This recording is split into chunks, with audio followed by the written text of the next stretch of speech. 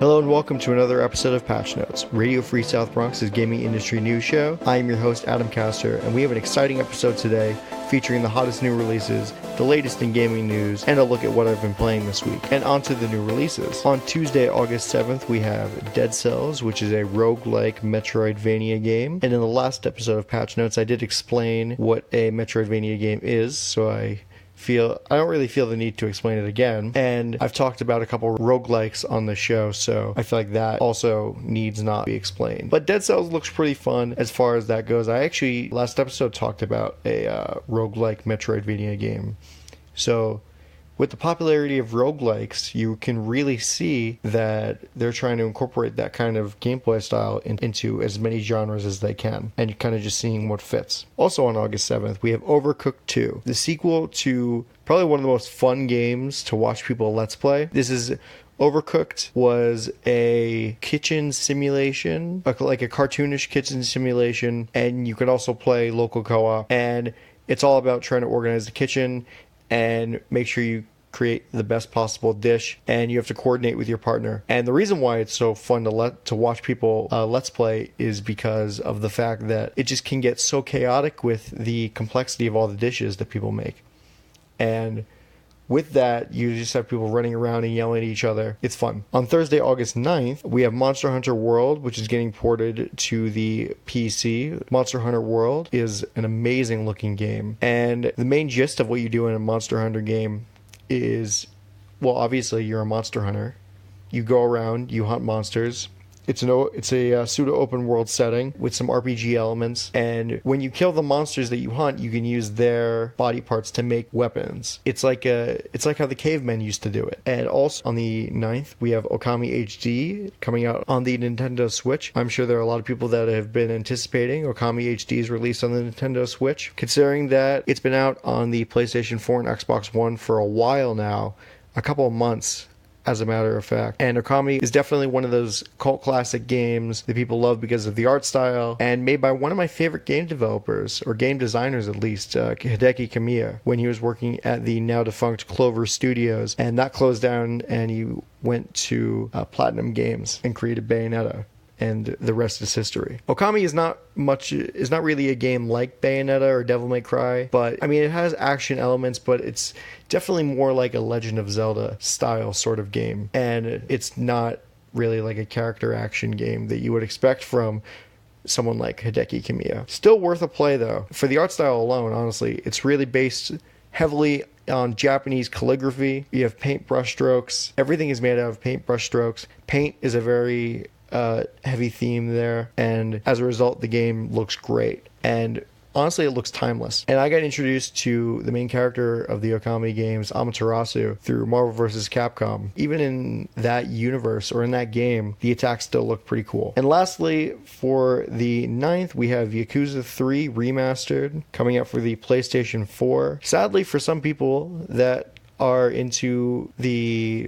been following the Yakuza series for a long time, it won't include any of the content that was cut out of the Western releases. This is really just like some Japanese card games that Western audiences really might not even get, so it's kind of inconsequential, and it's still a good way to introduce the older Yakuza games to Western fans, and this definitely does it justice. And on Friday, August 10th, we have Madden 19, the annual release of the Madden NFL franchise, coming a bit early this year actually, because usually they come out in late August, but this is coming out on August 10th. And what we can expect from the newest iteration of Madden is more of the same. I mean, the game of football doesn't really change that much from year to year, other than just rule changes. And this game does promise to have improvements to its franchise mode and the sequel to its, in my opinion, underwhelming long shot story mode. But I feel like there were people that were kind of into it, and they should be happy to get the sequel. But I think for people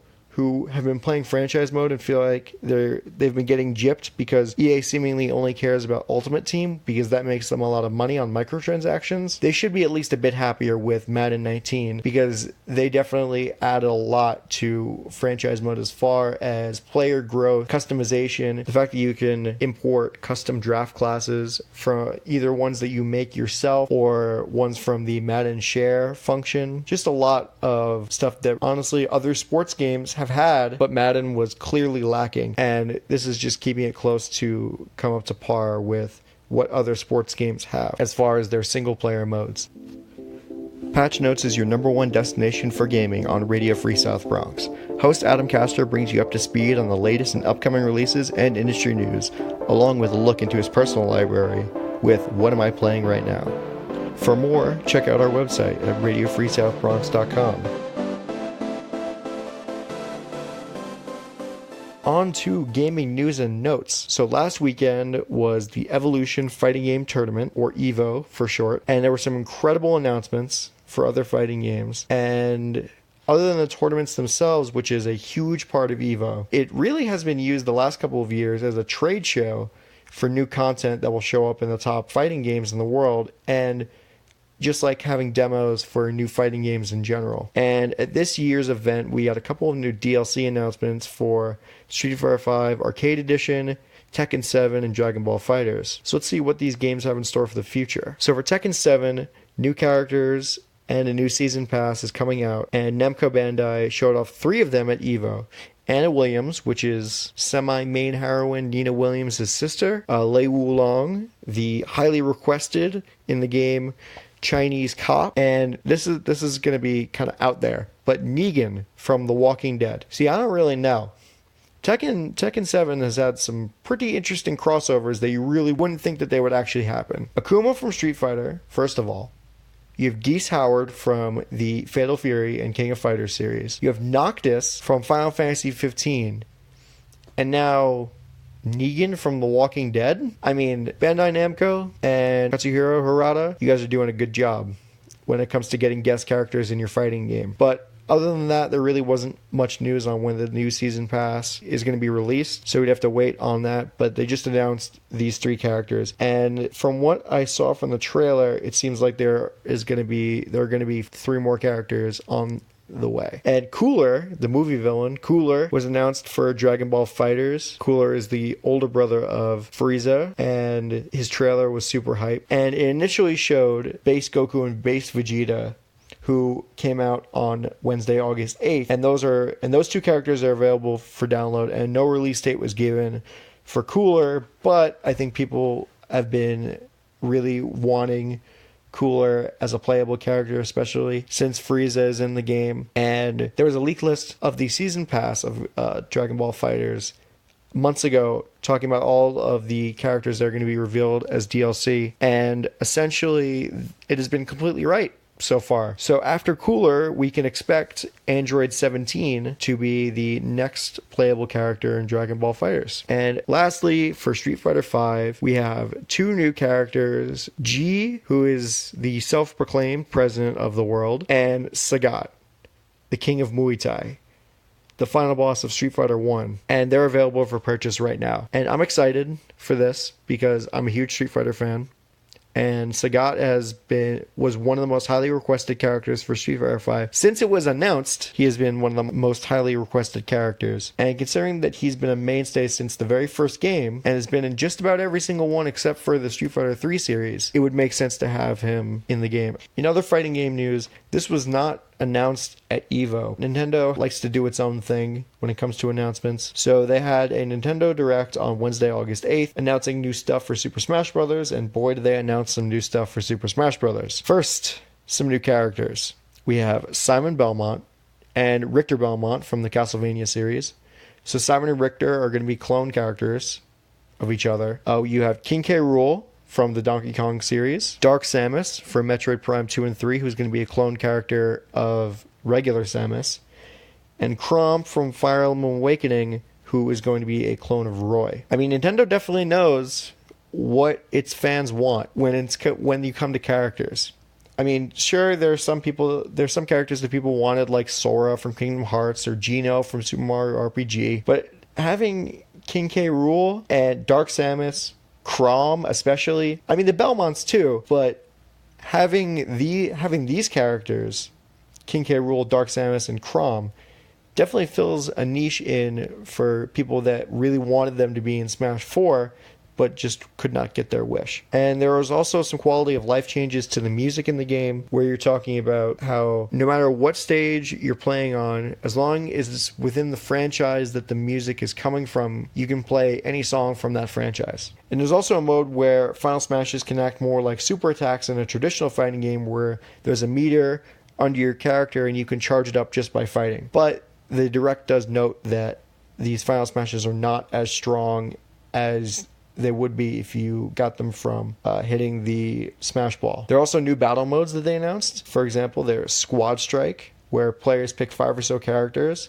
and fight until all of one person's characters is defeated. I mean, I think of it like the end of Smash Tour from Smash 4, where you have all of your characters and you fought in like a stock match and every stock was one character. It's essentially like that. There's also a mode called Smashdown, which is probably the most fun looking mode to me. Smashdown, where whenever a player picks a character, that character is unusable for the duration of the mode, and whoever has the most wins at the end wins the match. So that's really cool. So you can there's some hella mind games that you can be playing in Smashdown, where you're talking about picking your friend's main before he can pick him, just so he can't use it and make it easier for you to win the match. I mean, that's just an example of one of the tactics that you can use. There are bound to be countless other tactics that can be used, and I do enjoy the fact that Smash Ultimate is going to have more game modes than Smash 4. Patch Notes is your #1 destination for gaming on Radio Free South Bronx. Host Adam Castor brings you up to speed on the latest and upcoming releases and industry news, along with a look into his personal library with What Am I Playing Right Now? For more, check out our website at radiofreesouthbronx.com. On to What Am I Playing Right Now? So the game I've been playing this week is Final Fantasy 15. As a matter of fact, it is the first Final Fantasy game I've ever played. And I don't feel too uncomfortable about that, because when you start the game, it literally says, a Final Fantasy game for fans and newcomers. That is a direct quote. So it's very inviting, and some may think it's weird starting a franchise at its 5th entry, but Final Fantasy plots aren't really that tied together, aside some recurring characters like Cid and Moogles. For those who are unfamiliar with what the Final Fantasy series has to offer, they're Japanese role-playing games with occasionally convoluted plots and memorable characters. Most Final Fantasy games have turn-based battle systems, and each entry really tweaks the formula little by little, adding new systems in the game. Sometimes they do kind of mess around and add something completely new, like when you go from Final Fantasy 3 to Final Fantasy 4. Final Fantasy 1, 2, and 3 have the traditional turn-based battle system, but Final Fantasy 4, 5, and 6, and 7, I think a bunch of others, had this thing called the active time battle system, where you can attack enemies not based on your turn, but based on your speed, and you can attack first based on how many things that you can do before the enemy can attack you. So that makes things a lot more interesting and a lot more tense. But Final Fantasy 15 kind of does away with all of that, and it just ditches the turn-based system entirely, and it has a real-time battle system that has you running around and fighting like you would in a traditional action game, and the battles aren't self-contained like you would find in a traditional Final Fantasy, where you're in like some sort of pocket dimension where you're fighting enemies. No, in Final Fantasy 15, you just see a monster running on the field, and you can just go there and fight it, and that's it. You could be fighting 10 Imperial troopers at the same time, and then out of nowhere you just have some monster come in and wreck everything, and you're like, oh god, I was not prepared for this. I don't know what to do. So it makes things a bit tense, a bit chaotic. There's a lot of things that you have to manage in real time, and I think it's very engaging because you have your dodge button, you have your attacks, you can coordinate with your other party members to do kind of like team up attacks.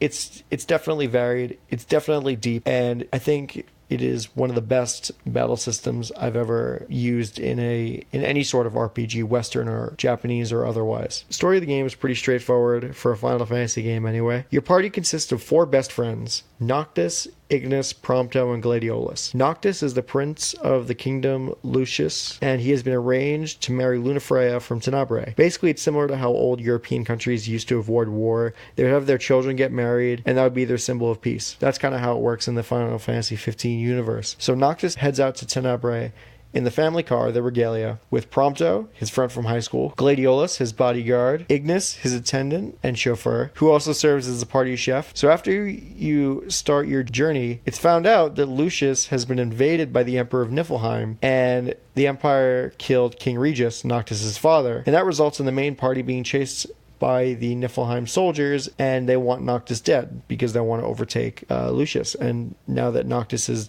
the de facto king, they want to kill him. So your objective throughout the game is to get to Tenebrae alive, but this game definitely emphasizes the journey more than the destination. And with that, it plays just like you're going on a road trip with your friends. You drive around in your car, help people with their problems, camp out on a plateau, fish, cook, all of these things. You're basically going out on a sort of camping trip, or at least you're going on a trip. You're going on a road trip, and instead of staying in hotels all the time, you can make camp. There are like motels and hotels that you can stay in, but most of the time in the open world, you're going to be making camp somewhere. And there is a ton of character development throughout the game, and it really feels like these 4 guys are best friends, and not just 4 people going on the same journey together. Each character has their own specific skill stat. So Noctis has fishing, Gladiolus has survivability, Ignis has cooking, and Prompto has photography. So each of these stats are leveled up by performing that skill. For example, if you want to raise your fishing stat, Noctis just has to catch fish. Prompto has to take a lot of pictures. Ignis already cooks all of your meals, so he's getting XP for that. And when you level up these stats, it allows you to either, let's say, catch more fish, or catch bigger fish, or cook more elaborate meals, or take better pictures. So Final Fantasy 15 is an all-around great game with an enormous amount of things to do outside of the main story. I mean, there's so many side quests. Even in the starting area, I feel like I'm not all that motivated to push along the main quest because there's so much other stuff to do. And there are always points on the map that you can go to where you can find either elements for your magic spells, or so you can paint your car, materials so you can buy weapons or just monsters to fight. The game looks phenomenal. The combat feels fun, and unlike anything I would have expected when getting into the Final Fantasy series. I really did expect more of a turn-based battle system, and I got something a lot better in Final Fantasy 15. And this game has made me want to go back to previous games in the franchise because of how much I enjoyed it. Overall, highly recommend Final Fantasy 15. This has been it for another episode of Patch Notes on Radio Free South Bronx. Be sure to check us out on our website, radiofreesouthbronx.com. We are also on Spotify, iTunes, and YouTube as Radio Free South Bronx, and our Twitter handle is @RadioFreeSBX. For everyone at Radio Free South Bronx, I have been your host, Adam Castor, and I will see you next time on Patch Notes.